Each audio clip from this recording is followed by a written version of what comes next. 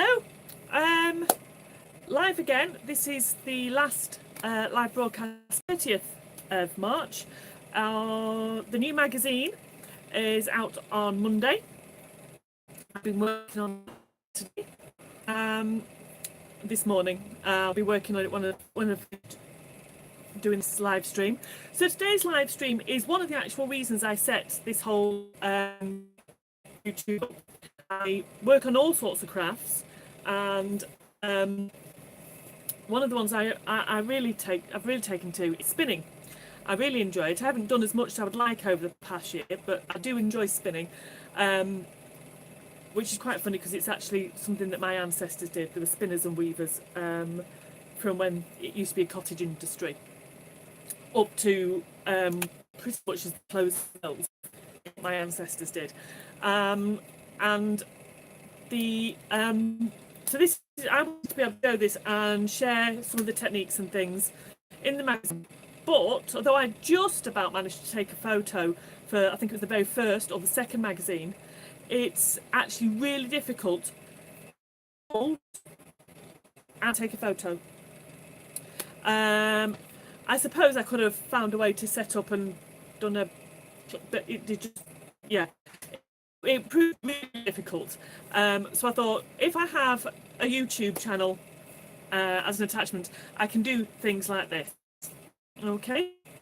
So there's a couple of things I need to talk about first. One is the fact that you are going to get a very unfortunate view of some of the shelves in my office. I usually avoid you seeing the inside of my office, which is a very large craft cabin, really. But it is a nightmare because I have so many crafts on the go. I have a sewing station over there, which also got other things dumped on it. I have theoretically a place for photographs just here, and that's full of projects ready to sew at my sewing station. I have a desk here that's meant to be for me to be able to do paper crafting on, and there are papery things on it, but I can't see the test. Okay. My computer's up there, which is what I actually produced the magazine on. That has enough space for me to be able to put my hands in front of my keyboard and move my mouse. Okay. And things tend to get put on top of my old printer. I need to access a magazine.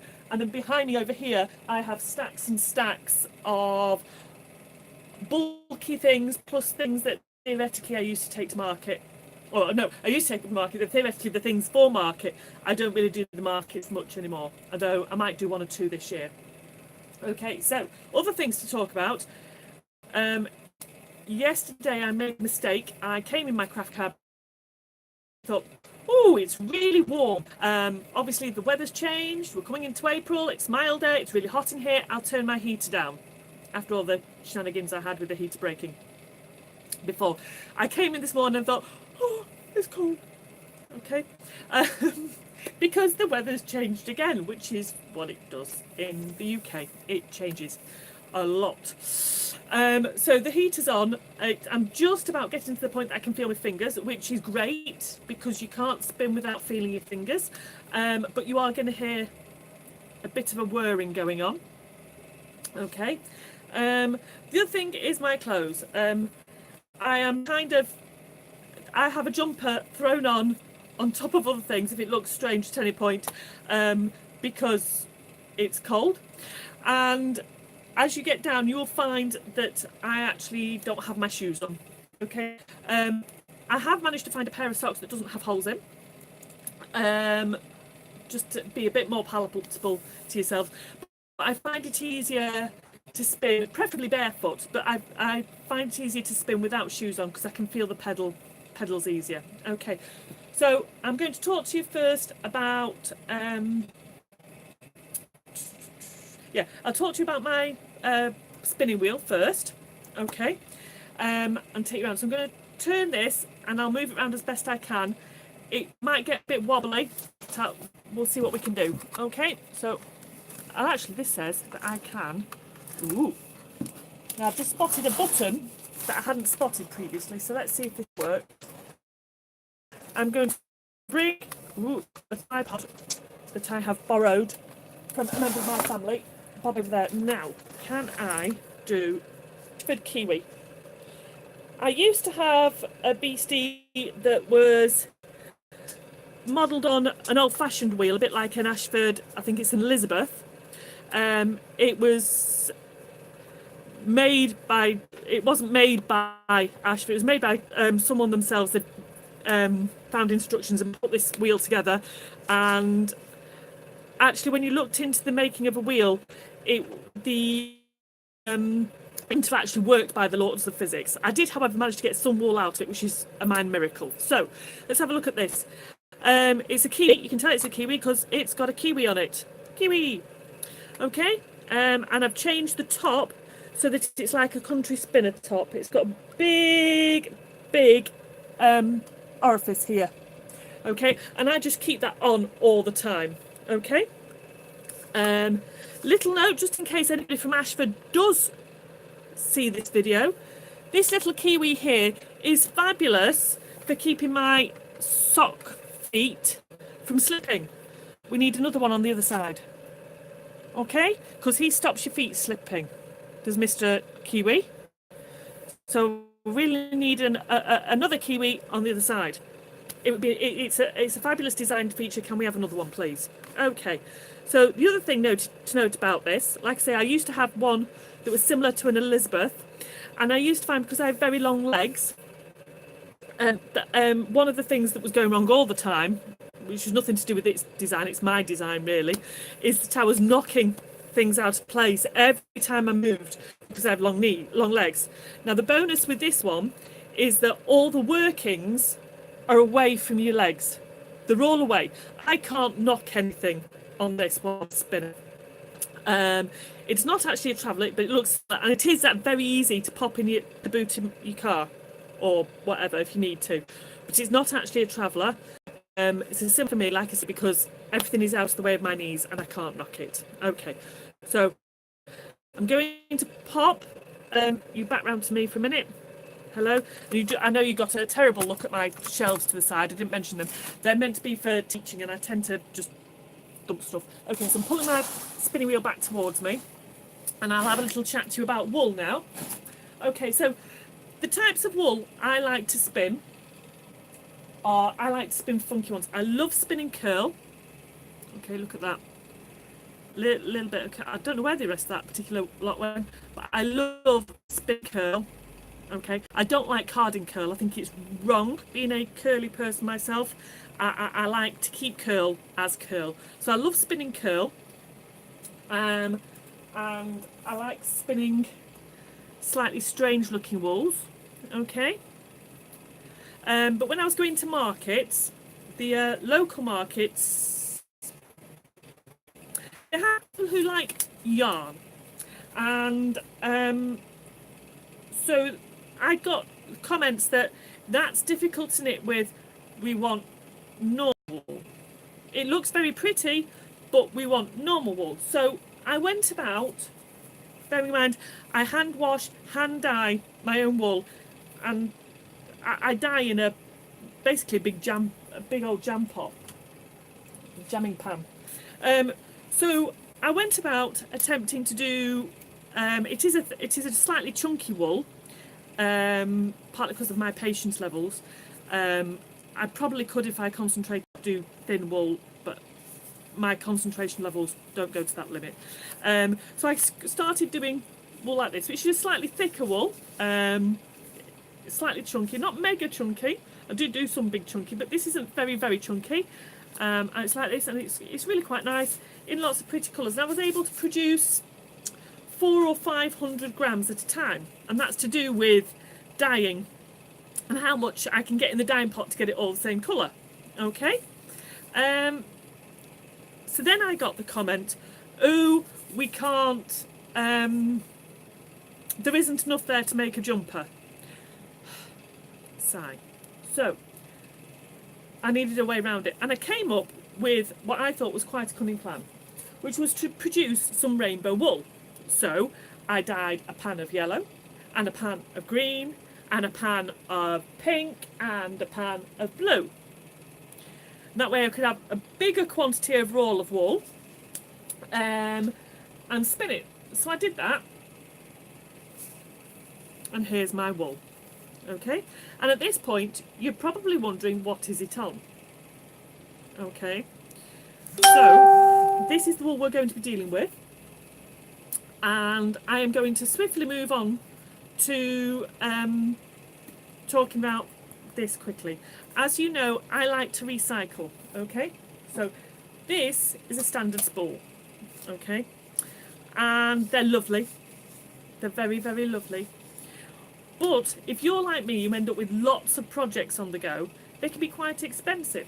Okay, so what I have found works really well are the tubes that you get inside of tinfoil, kitchen roll tinfoil, cling film, not kitchen roll, sorry, tinfoil and cling film. Okay, because they're tough. It's not like a a toilet roll or a kitchen roll tube, which are quite thin. These are really quite thick and tough, and they fit nicely on the lazy Kates at the side of your wheel. Okay, so that's what this is on. I tend to use those more than I do the I tend to put the spools on the wheel itself, and I tend to keep them on these. Okay, it works quite nicely. So this wall, I finished it relatively recently, a couple of weekends ago, but I started it a while back. As I mentioned, I haven't spun a lot for a while. I'm trying to work out where the end is of this as well. Oh, there it is. I haven't spun much for a while, and so I was out of practice. So this wool has, partly because I'm out of practice, and partly because it'd been left and some of the wool had felt itself, and I was trying to drag it out and things like this. For a few different reasons, it's got a bit more overspin on it than I would ideally like. But hopefully, since it's only a small amount, that will come out as we're two-plying. I'll explain what the physics on my theory on that are. Let me just see what. So I bobbed that on my lazy Kate. Okay, so we're going to be doing that. My thoughts on the physics of this, and this is something that you need to know if you're new to this. If you are new and you haven't got the hang of actual spinning yet, you can still have a go at what we're having a go at today. Okay, because it's a two-ply. So you just need to buy a couple of different types of standard yarn, and you can practice this with standard yarn. Okay, so the physics on what I've just mentioned is that when you spin, you go in one direction. Okay, probably the way to you, but anyway, you go in one direction. When you come to two-plying, you go in the opposite direction. Now it doesn't unspin what you've done, because you're putting another thread with it. There's two of them doing this thing. But what I find it tends to do is, if there is a little bit of overspin, it just helps take it out just a little bit. Not entirely. It's not a total remedy to overspin. If you have a massively overspun wool, you're better. Don't give up on it. You're better finding a technique that actually uses the overspin to do something creative. Okay, so what else I'm going to use? You also need to bear in mind that this is something that I haven't done for a little while. Might be out of practice. So, if I can find the end to this one as well, which has disappeared. I've got a polyester thread here. That there it is. Okay, so I've got polyester thread. I'm going to pop that on the floor, so you'll see where everything is in a minute, because I'll turn the camera around. Okay, so that's going to be part of the process. Oh, and that's what I'm sort of spinning onto, and that's strong. Okay, that's really, really strong. Put that there, and I'm going to be making use of this as well. This is not so strong, or I would two-ply onto this if it was strong enough. It's not. And it's also quite lightweight, so this is going to go on my lazy Kate, and it's sparkly. So we're going to make use of that. It's a bit, yeah, it's fabulous stuff. It's not too expensive, this stuff. I get it while I'm at Woolfest, which will be the end of June. Woolfest is here in Cumbria. It's towards the end of June. and it's a fabulous day out. There you are, Woolfest. You've got a little advert. Woolfest is an absolutely stonking day out. It's not too expensive. In fact, kids are free, so it's a brilliant learning opportunity for them. The stall holders are really friendly. It's run by the Wool Clip in Cumbria. The stall holders are amazingly friendly. There's lots to do, have a go at, test out whether you're good at it or not. You have generally it's a ceilidh band, but various bands there playing for you while you have your lunch. There's loads of seating to eat at, loads of toilets. It's just an exceedingly well organised, fun day or two, because it's a 2-day event, so you can go for 2 days if you want. And I find it an absolutely fantastic time. Okay, so I'll be going there again, not as a stall holder this year, looking at stuff for the magazine, and like I say, I can highly recommend it. Okay, so I am about ready, and I'm going to turn the camera this way.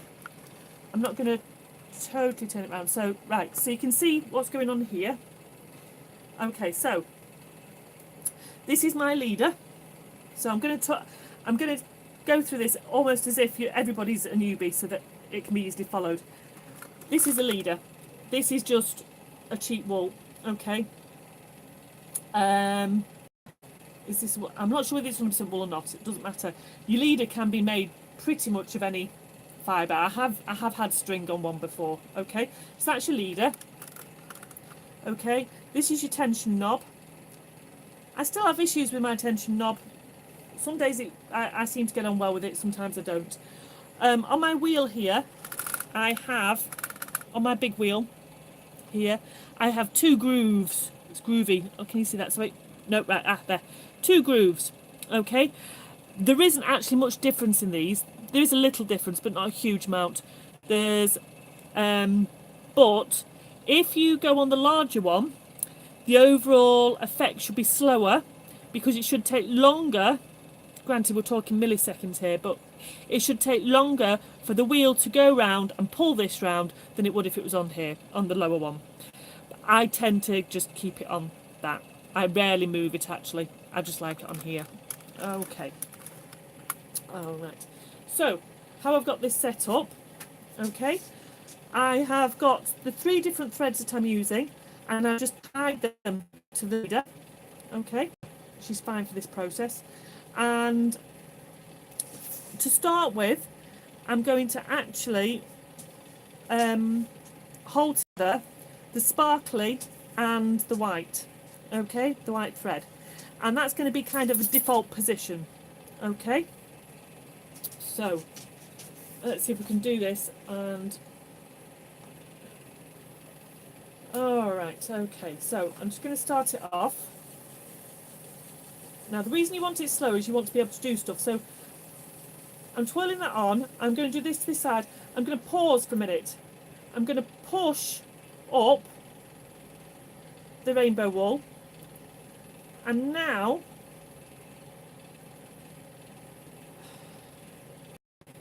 you see my default position.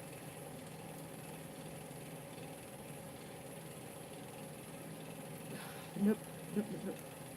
Right, okay, this is going to take a little while, because we'll work, it's just this thread's so fine it's difficult to get hold of. This is what I want to do. I want to get hold of this thread, and I want this thread now, though. Right, I'm having to take my feet off because they're... Right, okay. This is fun and games, isn't it? Okay, what I want this sparkly thread to do now is it's going to create effect, and it's going to do a job. I want this to kind of tie that off, okay? Now I'm going to do a couple more of these so that you can see what I'm attempting to do. Oh, right, okay. I'm actually thinking this isn't going to work quite like that. Okay, I'm going to have to change the way I'm doing this slightly. It doesn't matter, when you're at the beginning, you can get away with doing things. Right, so I'm going to do a few like that. Stop. Push it up, because I want to make like a little knot of them. This is quite fine wool. You've got a little knot of them. And then I'm going to change that round because I want this.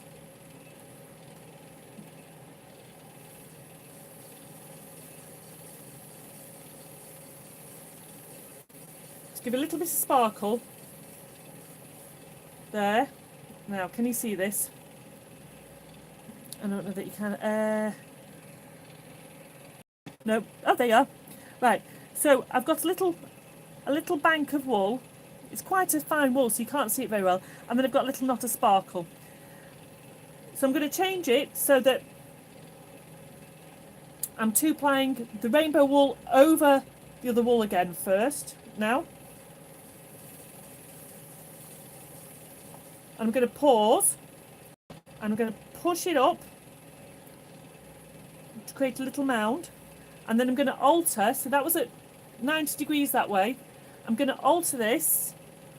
So I've got the rainbow wool at 90 degrees to the, the sparkle at 90 degrees to the other wool. And I'm going to go backwards and forwards.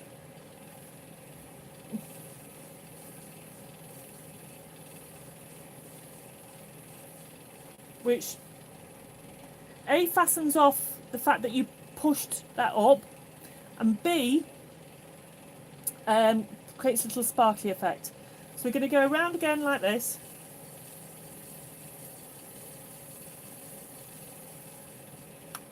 Okay, pause, squish it up. Now you're getting a bit of bigger. I do have thicker bits, so we'll keep going for a minute and we'll see. So we've got to swap these round.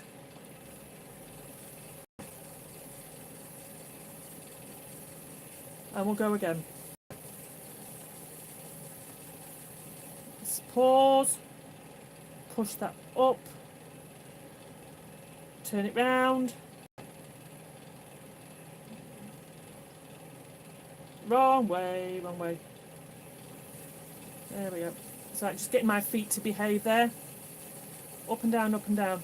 Okay. Okay, I've managed to give myself... Oh, that was badly done. Badly done. What's gone on there? That's a bit straight. Okay. Okay. That's managed to knot itself, so I'm going to just... What's it that off? Okay. Alright. Ooh, dear. Right. Okay. So, yeah, you have moments where you're not sure whether it's you that's misbehaving or your wool. So I'm going to push that up. Swap. I'm hoping this starts to look a bit more exciting as I get to slightly chunkier wool.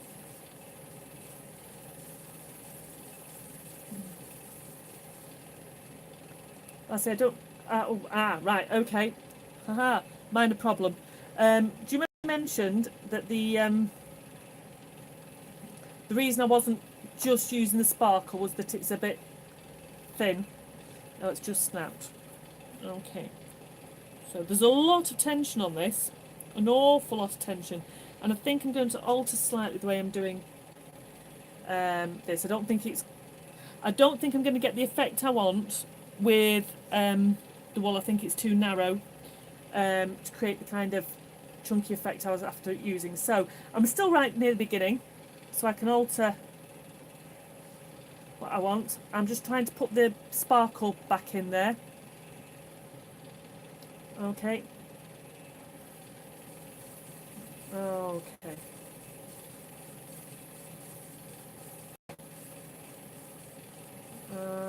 Right, so I've got sparkle going back in. Right, so what I'm going to do is I'm going to give that a bit of a twirl. Okay, so I've gone down, back, and then down again with the rainbow wool, and that sparkle's gone again. Okay, and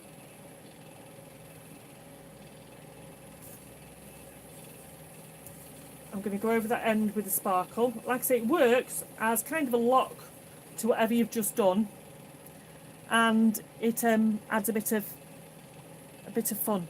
I'm going to try and go in again on that. No, bob that camera down and in. Right, okay.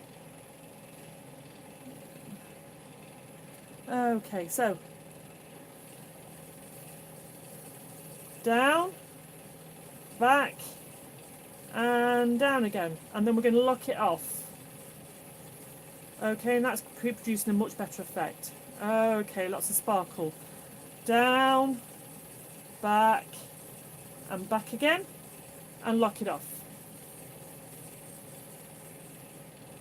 And I've just realised, it is good fun, I'm doing this the wrong way. Okay, so,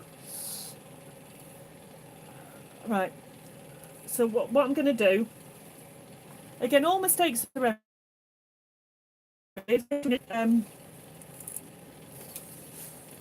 there we go. I thought it was getting a bit tight here. Right, okay, so we pretend that we're starting almost from scratch. This is going to cause some havoc. Never mind.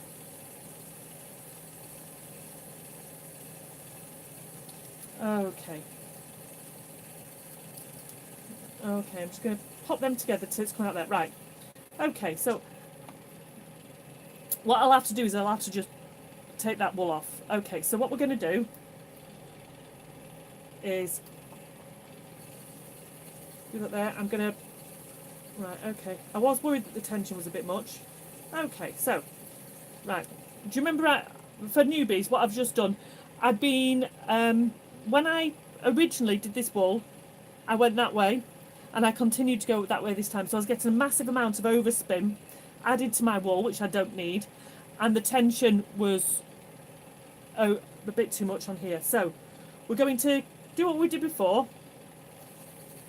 We're going to go down, back, and back again, and then we're going to lock it off.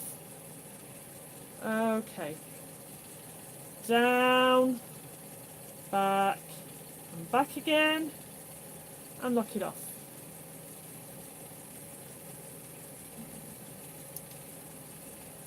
Down, back, and back again, and lock it off.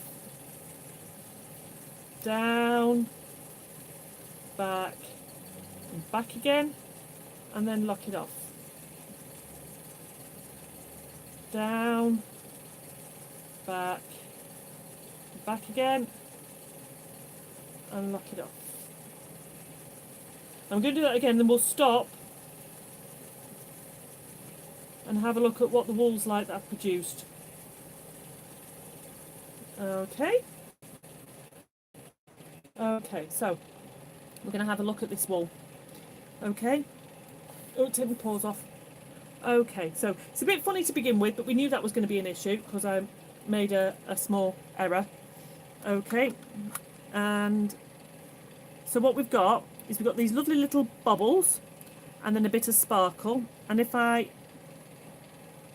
go back out again, you can see how this is running, and it's going to produce really quite a nice wool actually with a lovely pattern. Okay, so I will go over what I've done to get there one time, and I'll talk you through it so that anybody who's trying to learn from this can get a better go. So it's to do with the angles that you work at. Okay, so for this one we start with, and it's a bit like what's it called? I can't remember. Anyway, we're two-plying. I'm two-plying first of all with the rainbow wool, which is my nice handmade wool, at 90 degrees to the two threads, which is my white and my sparkle. Okay, and I spin as standard towards me around them,